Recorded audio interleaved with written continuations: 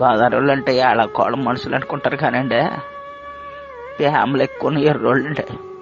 చాలా మందికి తెలవదండి. రైతులంతా ప్రపంచానికి బోబెట్టడానికి పొలం వైపు పోవడానికి సిద్ధమైపోతున్నారు. పాలోళ్ళు క్యాన్లు తోసుకుని రేపటి నుంచి పాలు వేయడానికి తయారైపోతున్నారు. కూరగాయలు అమ్మేటోళ్ళు పొద్దుగాలే వచ్చి ఆటో బళ్ళోళ్ళతో మాట్లాడుకుంటున్నారు.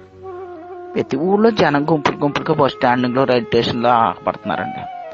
చూస్తా ఉండగానే అయిపోయిందండి పెద్ద పండుగ. వెళ్తా మా మానెళ్ళు మేనగోళ్ళు యాసంశాలకు వస్తామా అంటూ ఏడుతూ వెళ్ళిపోతుంటే గొంతు మీద అడ్డన్నట్టు అయిపోయిందండి. ఆ పిల్లలు మొక్కలు చూస్తే జాలేస్తుందండి. హాయిగా ఆడుకుంటూ నవ్వుతూ తుళ్ళుతూ పండగ గడిపేశారు. రేపటి నుంచి మళ్ళీ మామూలే అనుకుంటాం కానండి, సంబరం ఒకేసారి ఇల్లులో వచ్చేస్తే అది పోయేటప్పుడు పుట్టిన దుఃఖం కూడా ఇస్తుందండి.